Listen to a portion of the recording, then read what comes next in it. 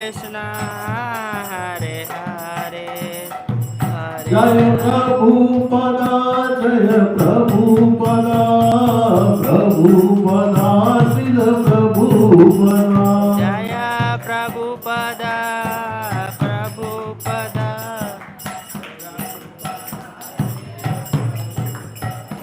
जय गुरुदेवा जय गुरुदेवा गुरुदेवा श्रील गुरुदेवा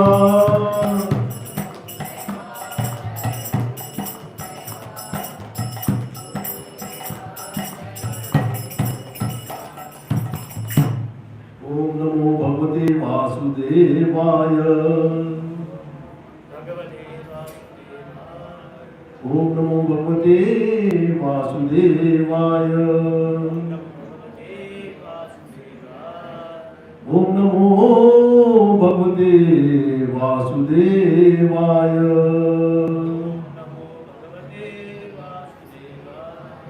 नारायणं नमस्कृत्यं नरं चैव नरोत्तमं देवीं सरस्वतीं व्यासं ततो जयमुदीरयेत्। कुछ को नारायणं नमस्कृत्यं नरं चैव नरोत्तमं देवीं सरस्वतीं व्यासं ततो जयमुदीरयेत्। नष्टप्रायेषु भद्रेषु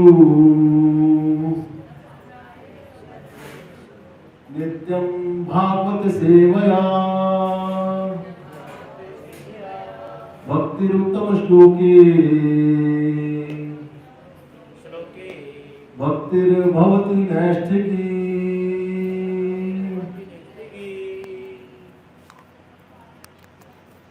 तो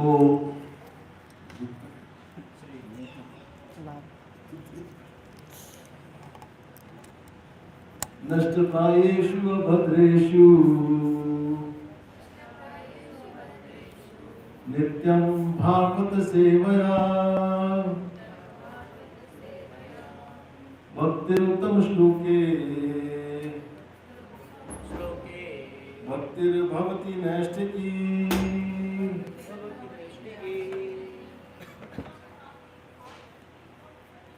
चलिए तो थोड़ा सा आज के श्लोक के बारे में समझते हैं। श्लोक है 10वें चैप्टर का, जैसा कि आप लोग सब जो जानते हैं, जो रेगुलरली अटेंड कर रहे हैं, इन दिनों हम 10वें अध्याय पढ़ रहे हैं और 32वें नंबर का श्लोक आज का आता है। तो श्लोक पहले मैं पढ़ लेता हूँ, फिर आगे पुनरावृत्ति करेंगे। सर्गाणाम आदि अंतः च मध्यम च एव अहम अर्जुन अध्यात्म विद्या विद्यानां वाद प्रवदाताम अहम। साथ साथ करेंगे। सर्गाणाम आदि अंतश्च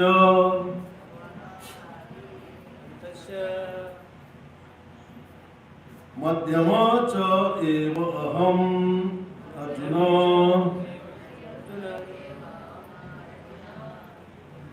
अध्यात्म विद्या विद्यानां वाद प्रवदताम अहम।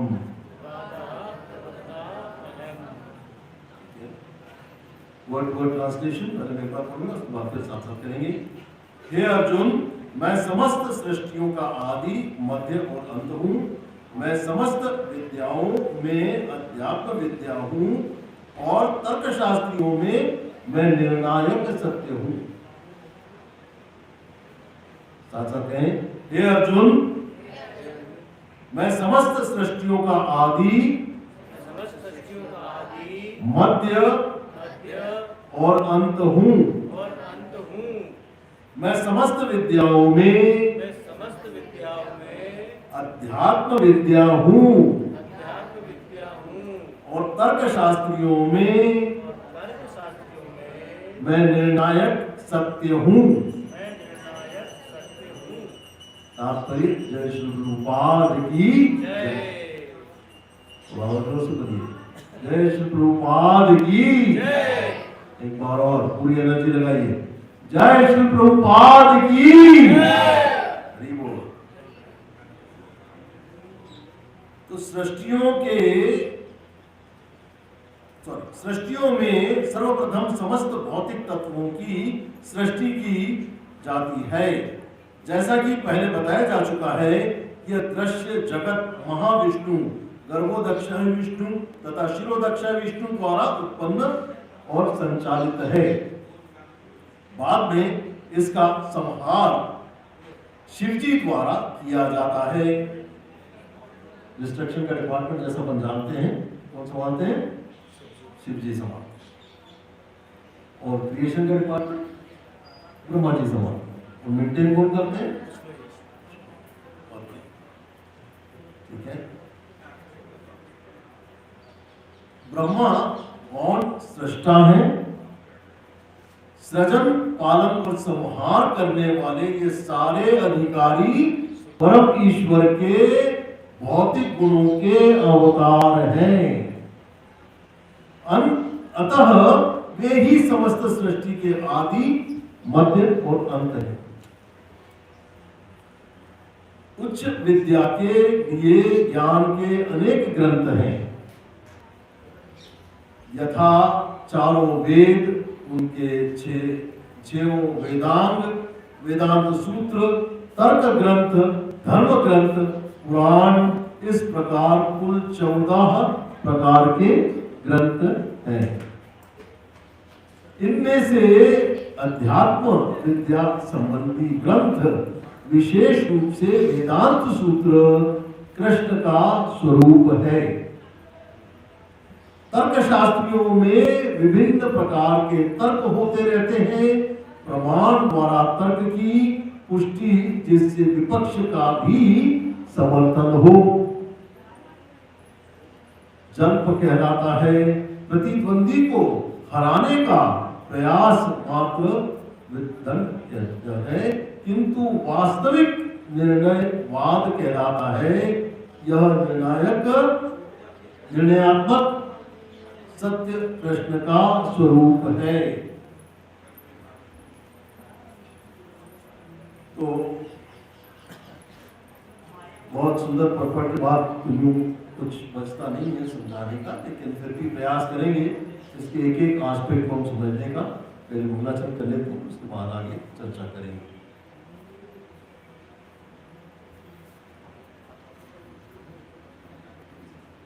ओम अज्ञान निमृतस्य ज्ञानांजनाशलाकया।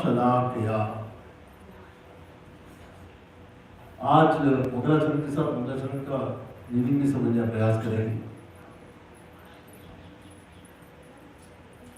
चक्षुरुन्मीलितं येन तस्मै श्री गुरुवै नमः।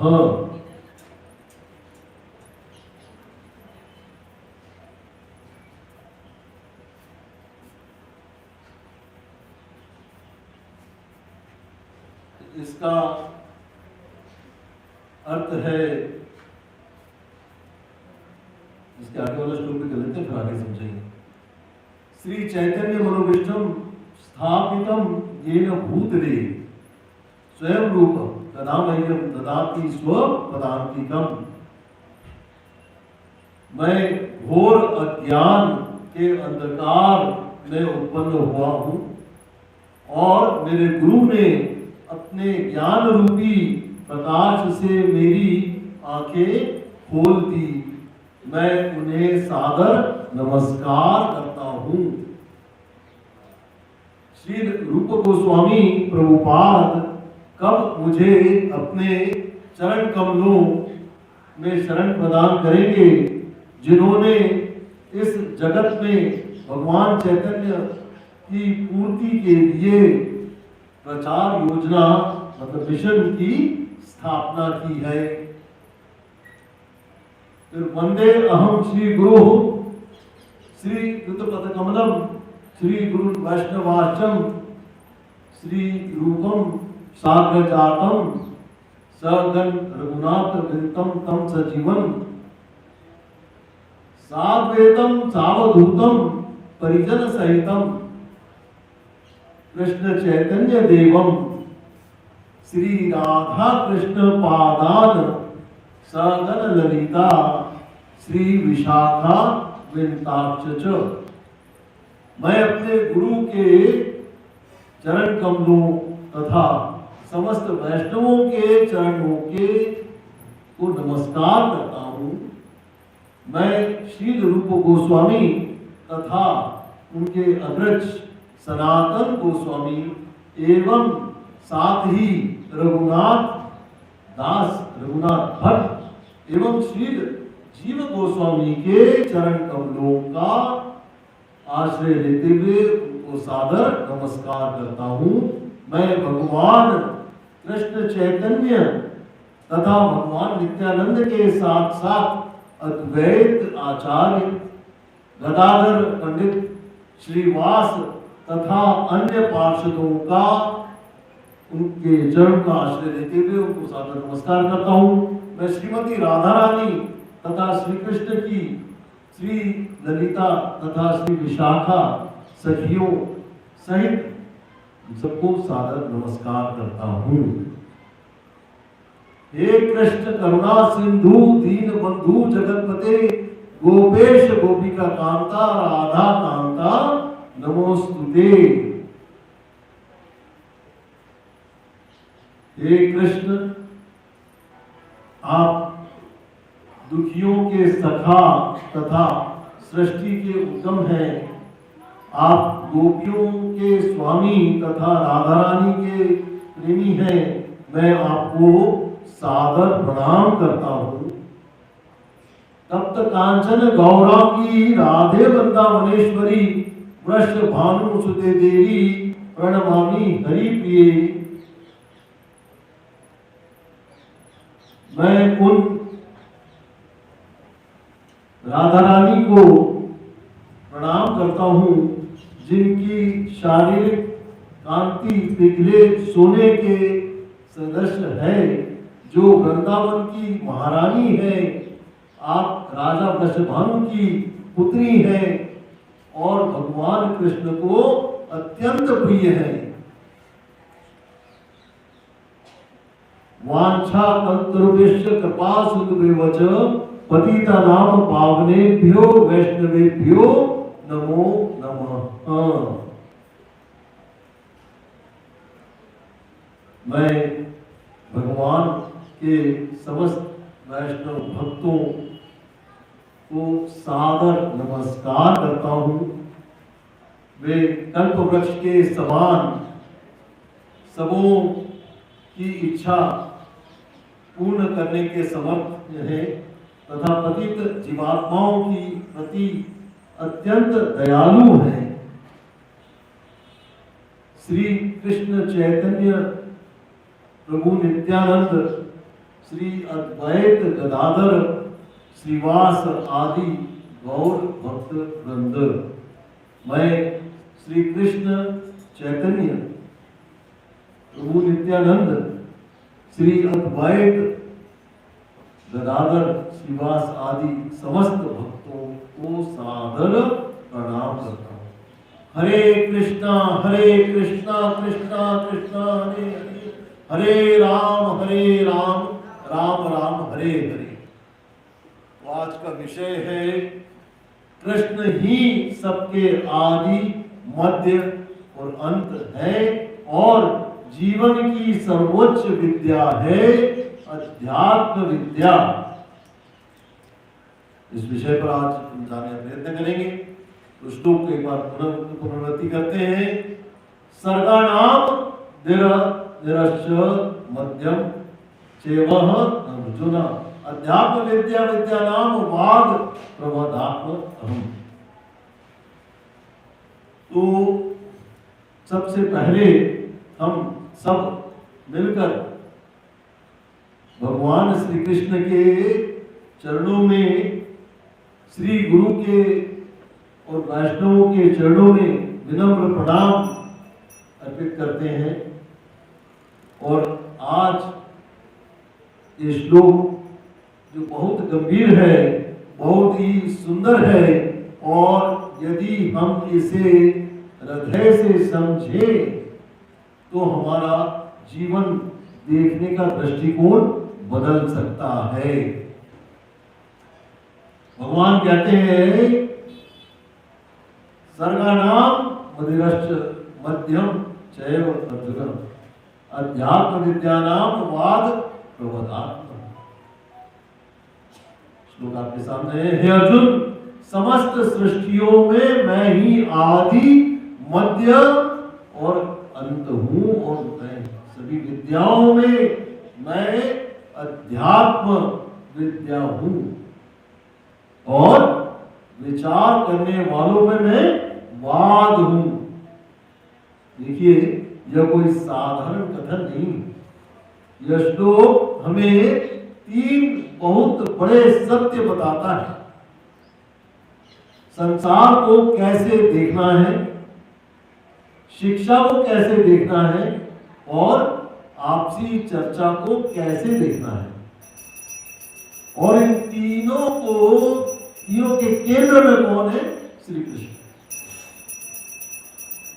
तो हम संसार को कैसे देखते हैं? हम प्रायः संसार को अलग अलग वस्तुओं के रूप में देखते हैं। यह मेरा घर है, यह मेरा परिवार है, यह मेरी नौकरी है, ये मेरा शरीर है, यह मेरा पद है, यह मेरी सेवा है, यह मेरी उपलब्धि है। लेकिन भगवान कह रहे हैं तुम टुकड़ों में देख रहे हो, मैं तुम्हें समग्र दृष्टि देता हूं।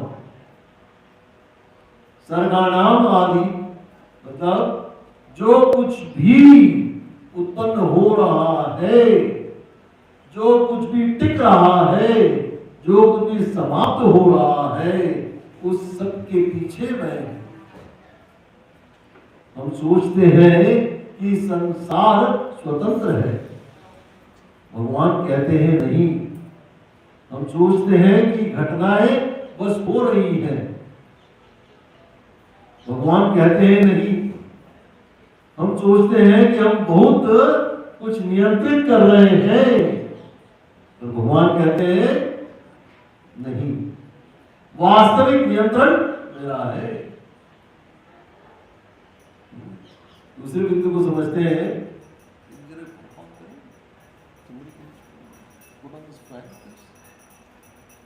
ये पंखा होता है,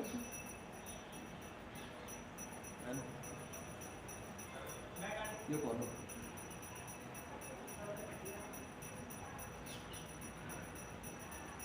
तो आदि मतलब जीवन की शुरुआत हमारे हाथ में नहीं थी। जरा सोचिए, हमने अपने जन्म का चुनाव नहीं किया, हमने तय नहीं किया कि किस घर में जन्म होगा, किस देश में जन्म होगा, किस शरीर में जन्म होगा, किस परिस्थिति में जन्म होगा। तो फिर प्रारंभ किसके हाथ में है था? हम भी समझ सकते हैं कि भगवान के हाथ में है। यदि आदि, यही आदि है, भगवान कह रहे हैं तुम्हारी कहानी तुमने शुरू नहीं की, मैंने शुरू की। यह बात सुनकर भक्त का अहंकार पिघलना शुरू हो जाता है, और पिघलना शुरू होना भी चाहिए। हम किस बात का अभिमान करें? यह शरीर मैंने नहीं बनाया, यह बुद्धि मैंने नहीं बनाई, यह अवसर मैंने नहीं बनाया, यह जीवन मैंने नहीं बनाया, सब कुछ कृपा से मिला है। इसलिए भगवद गीता का अध्याय 10 विभूति योग अहंकार तोड़ता है और स्मरण कराता है जो कुछ भी श्रेष्ठ है उसका स्रोत भगवान है। मध्य अभी जो चल रहा है वह भी कृष्ण के बल पर चल रहा है। अब हम जीवन के मध्य में है, किसी का युवावस्था चल रही है, किसी का प्रौढ़ावस्था चल रही है, किसी की वृद्धावस्था चल रही है और किसी की सेवा का मध्य चल रहा है, तो किसी की परीक्षा का मध्य है, तो किसी की पारिवारिक जिम्मेदारियों का मध्य है। हम सब अपने अपने मध्य में हैं और इस समय मनुष्य का सबसे बड़ा भ्रम क्या है? मैं संभाल रहा हूं, आई एम द कंट्रोलर, मैं कर रहा हूं, आई एम द डूअर, मेरे कारण चल रहा है, मेरे बिना नहीं चलेगा। यही तो माया है। भगवान बड़े प्रेम से याद दिलाते हैं, मध्यम चैवहम, मध्य भी मैं हूं। जिस शरीर पर तुम गर्व कर रहे हो, एक छोटी सी बीमारी उसे बता देती है कि तुम स्वामी नहीं हो। जिस बुद्धि पर तुम गर्व कर रहे हो, एक क्षण में की उलझन बता देती है कि तुम पूर्ण नियंत्रक नहीं हो। जिस पद पर तुम गर्व कर रहे हो, छिन जाने पर सब समझ में आ जाता है। जिस संबंध पर तुम गर्व कर रहे हो वह भी परिवर्तनशील है। तो फिर वास्तव में टिकाए कौन हुए हैं? वो है कृष्ण। तो यही सत्य जो है मंदिर में भी धर्म होता है कि भक्त के जीवन में भी कभी कभी बहुत सूक्ष्म अहंकार आ जाता है। यह विभाग मैं संभालता हूं, यह सेवा मेरे बिना नहीं चलेगी, मैं न रहूं तो सब रुक जाएगा, मेरी राय ही अंतिम राय होनी चाहिए।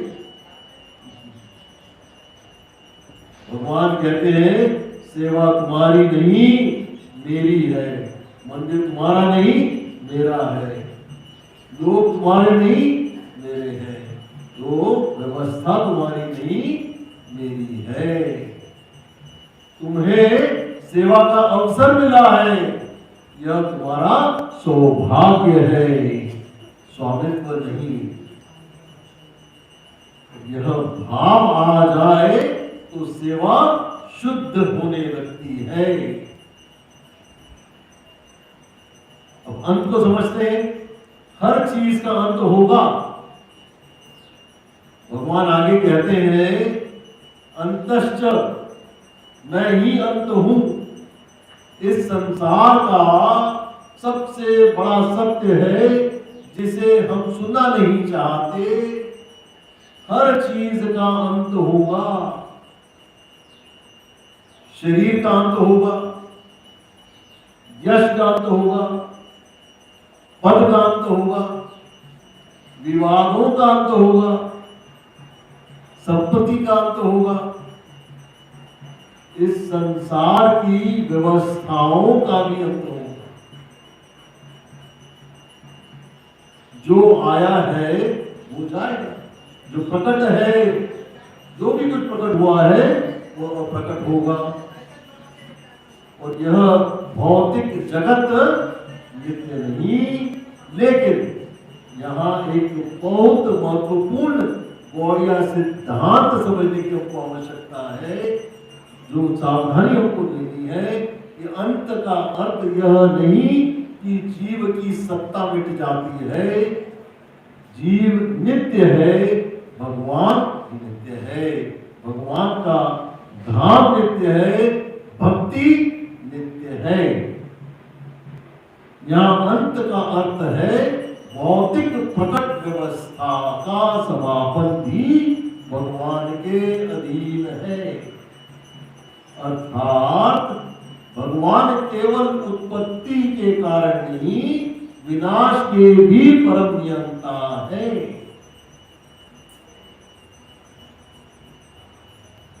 तो इससे भक्त को क्या सीखना चाहिए? यदि अंत निश्चित है तो फिर हम किस बात में उलझ रहे हैं या किस बात में उलझे हैं?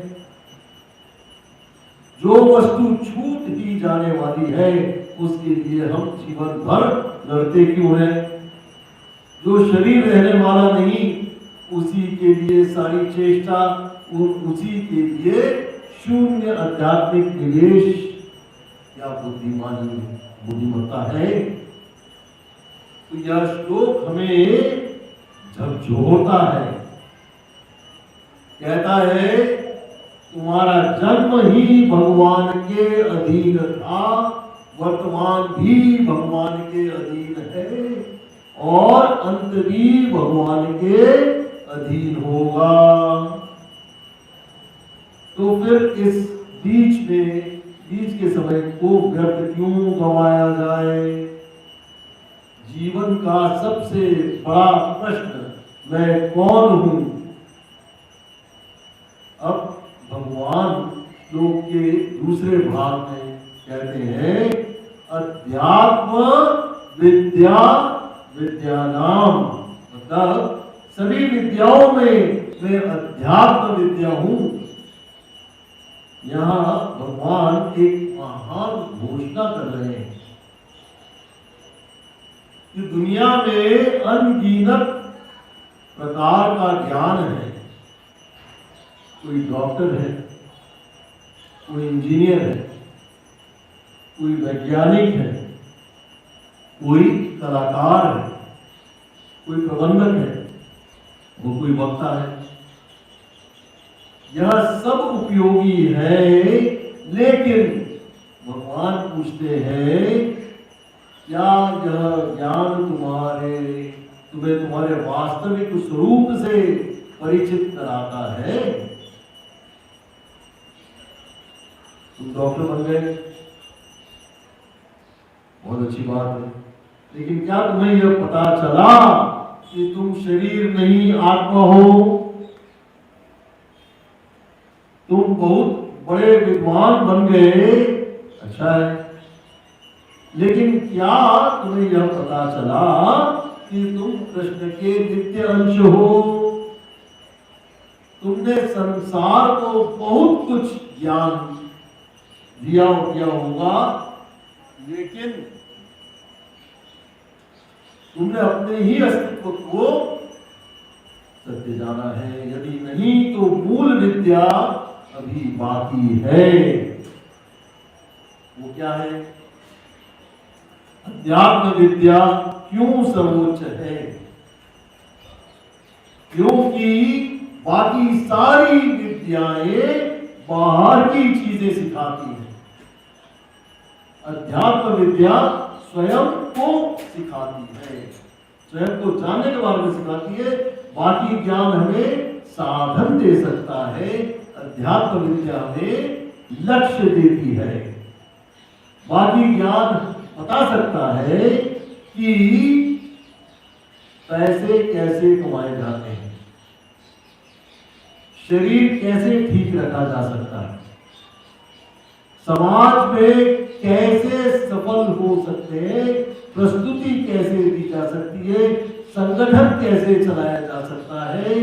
पर अध्यात्म विद्या पूछती है मैं कौन हूं, मैं दुखी क्यों हूं, मृत्यु के बाद मेरा क्या होगा, भगवान से मेरा क्या संबंध है, जीवन का परम प्रयोजन क्या है। और जब तक इन प्रश्नों का उत्तर नहीं मिलता तब तक भीतर का एक शून्य समाप्त नहीं होता। भक्त के लिए अध्यात्म विद्या का अर्थ है, गौड़िया सिद्धांत में अध्यात्म विद्या का चरम क्या है? केवल यह नहीं है कि मैं आत्मा हूं, यह तो प्रारंभ है। पूर्ण निष्कर्ष है मैं शरीर नहीं आत्मा हूं, मैं भगवान श्री कृष्ण का सनातन अंश हूं, मैं शाश्वत स्वरूप हूं, कृष्ण का दास हूं। मेरा परम कर्तव्य है प्रेम पूर्वक भगवान की सेवा करना, और यही तो महाप्रभु का सिद्धांत है। जीवेर स्वरूप है कृष्णेर नित्य दास। यदि यह बात हृदय में बैठ जाए तो जीवन का सारा संघर्ष बदल जाता है। जानकारी और अनुभूति में अंतर है। आजकल जानकारी बहुत है, इंफॉर्मेशन पैंडेमिक है, मोबाइल खोलो जानकारी है, किताब खोलो जानकारी है, लेक्चर सुनो जानकारी है, लेकिन जानकारी और अनुभूति उसको रियलाइज करना दोनों एक बात नहीं। कोई कह सकता है कि हाँ हम आत्मा है, यह तो सुना हुआ है, पर प्रश्न है कि क्या उस ज्ञान ने तुम्हारा क्रोध कम किया है? क्या उससे तुम्हारी ईर्ष्या कम हुई है? क्या उससे तुम्हारा मान अपमान का संघर्ष कम हुआ है? क्या उससे जप में स्वाद आया है? क्या उससे वैष्णवों के प्रति सम्मान बढ़ा है? यदि नहीं तो ज्ञान अभी सिर में है, हृदय में नहीं रुका।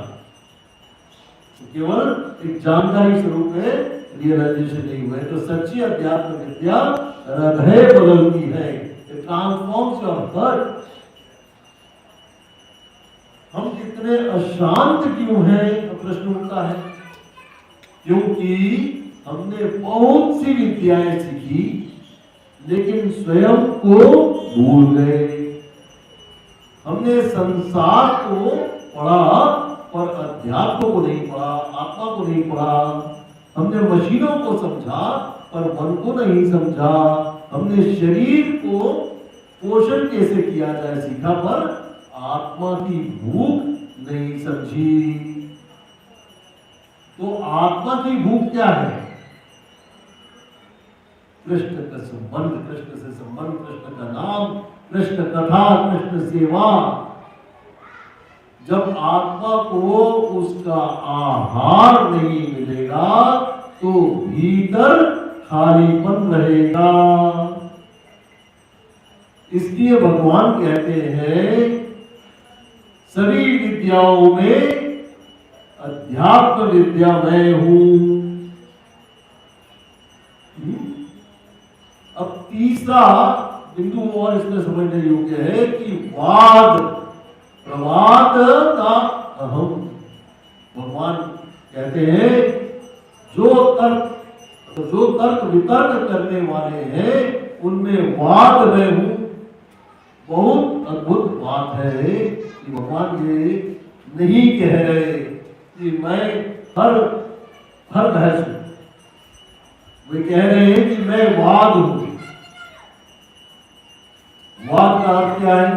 ऐसा संवाद जिसका उद्देश्य सत्य की स्थापना हो। आज अधिकतर चर्चाएं वाद नहीं विवाद है, डिबेट। लोग सत्य नहीं ढूंढते, जीत ढूंढते हैं। तत्व नहीं ढूंढते, प्रभाव ढूंढते हैं।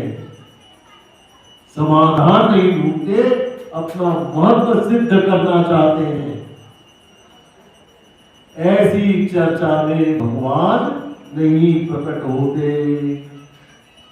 जहां नम्रता है, शास्त्र है, प्रमाण है, सत्य के प्रति निष्ठा है, वहां वाद है और भगवान कहते हैं मैं वहां हूं।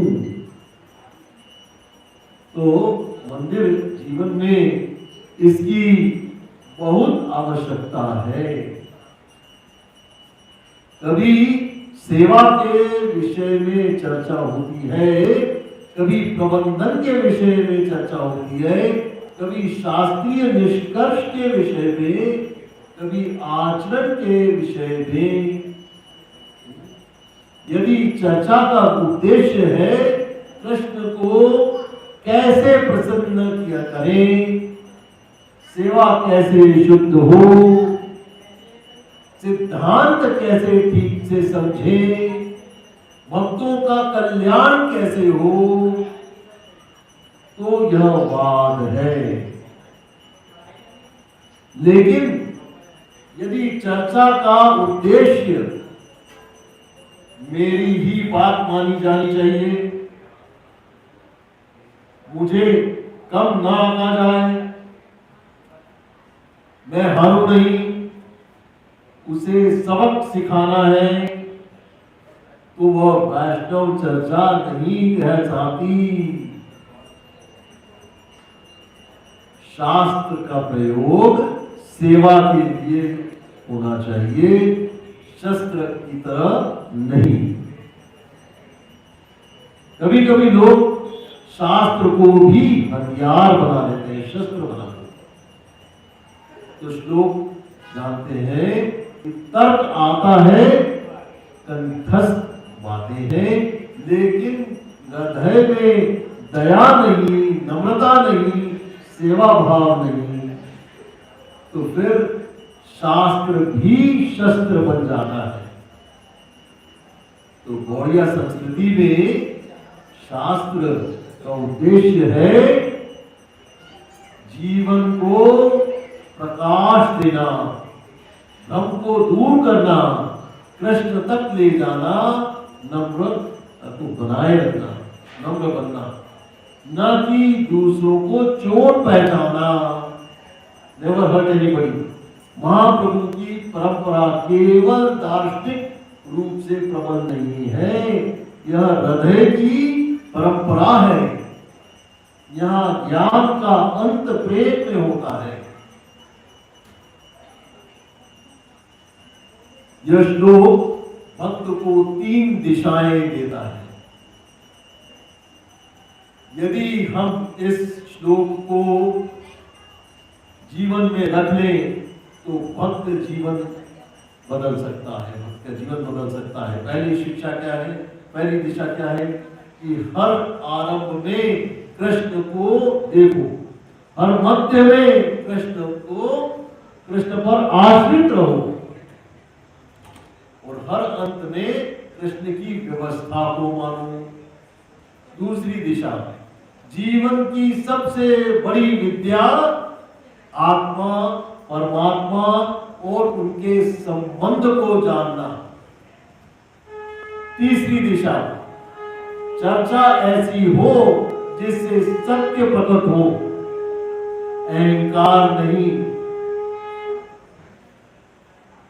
तो बहुत ही व्यक्तिगत आत्मचिंतन की आवश्यकता है कि जरा मन में पूछिए कुछ प्रश्नों को कि मैं अभी किस बात पर गर्व कर रहा हूं। क्या मैं भूल गया हूं कि आदि भी कृष्ण है, मध्य भी कृष्ण है, अंत भी कृष्ण है।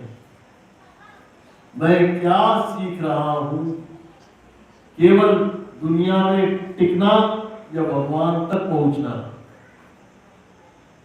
मैं कैसे बोलता हूं, क्या मेरा बोलना वाद है या विवाद है। मैं शास्त्र क्यों पढ़ता हूं, बदलूं ताकि मैं दूसरों को भी सुधार सकूं, खुद को भी सुधार सकूं। तो यह श्लोक सुनते सुनाते यदि मन भीतर चला जाए तो यह प्रवचन सफल है। साधना जीवन में इसका व्यवहारिक प्रयोग कैसे किया जाए। सुबह उठते ही सोचे कि दिन का आदि कृष्ण, दिन भर सेवा करते हुए सोचे कि दिन का मध्य कृष्ण, रात को सोते समय भी यही सोचे कि दिन का अंत भी कृष्ण की गोद में। तो शिक्षा लेते समय सोचे मुझे केवल सूचना नहीं आत्मबोध चाहिए। चर्चा करते समय सोचे मुझे जीतना नहीं सत्य तक पहुंचना है।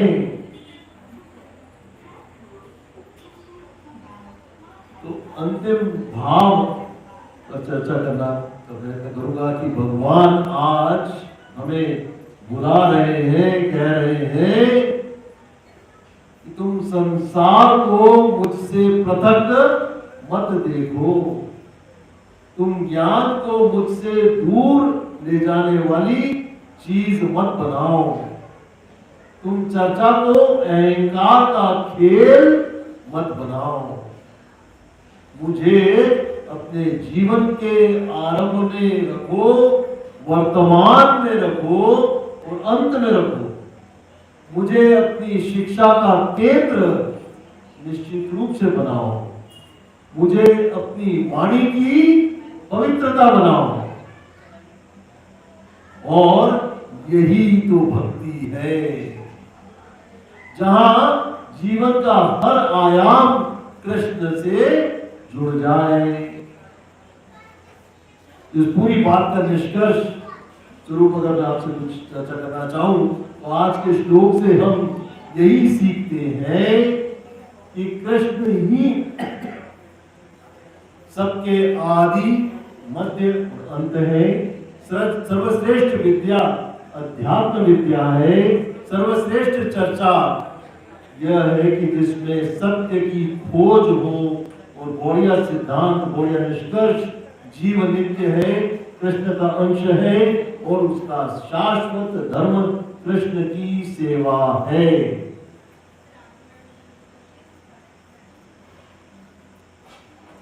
तो बहुत महत्वपूर्ण पंक्ति में आपके सामने रखना चाहूंगा कि हम संसार में बहुत कुछ बनना चाहते हैं, पर भगवान पूछते हैं क्या तुम मेरे बनना चाहते हो। हम बहुत कुछ जानना चाहते हैं, पर भगवान पूछते हैं क्या तुम स्वयं को जानना चाहते हो। हम बहुत कुछ बोलना चाहते हैं, पर भगवान पूछते हैं क्या तुम्हारी वाणी सत्य और सेवा के लिए है। और जब इन प्रश्नों का उत्तर हाँ होने लगे तभी समझिए कि भगवद गीता 10.32 का हृदय में उतर रही है। इस श्लोक का मन हमारे अंदर उतर रहा है। तो अंत में बहुत महत्वपूर्ण श्लोक मैं आपको याद दिलाना चाहूंगा। अहम सर्वस्य प्रभुवो मत्तः सर्वं प्रवर्तते इति मत्वा भजन्ते मां बुधा भाव समन्विताः 10.8। जो यह समझ लेता है कि सब कुछ भगवान से प्रकट है, वही भाव पूर्वक भजन करता है। इन्हीं शब्दों के साथ मैं अपनी वाणी को विराम देना चाहूंगा। हरि हरि बोल। वांछा कल्पतरुभ्यश्च कृपा सिन्धुभ्यश्च पतितानां पावनेभ्यो वैष्णवेभ्यो नमो नमः। कोई प्रश्न हो आपका बहुत बहुत स्वागत।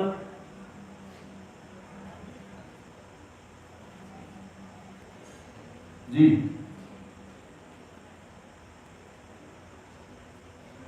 किसी का कोई प्रश्न है? अभी है हमारे पास 2 मिनट 15 मिनट, आरती का समय हो चला है।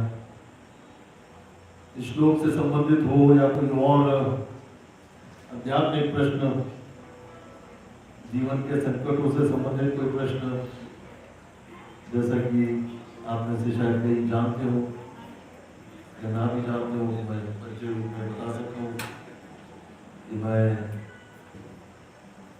चिकित्सक बतौर 30 वर्ष मेडिकल प्रैक्टिस कर चुका हूँ और विगत 1 साल से टेम्पल में सेवाओं में गुरु गोरख की कृपा से यहाँ पे सेवाओं में अध्यात्म विद्या सीखने का प्रयत्नशील हूँ। कोई प्रश्न हो तो आपका स्वागत है, और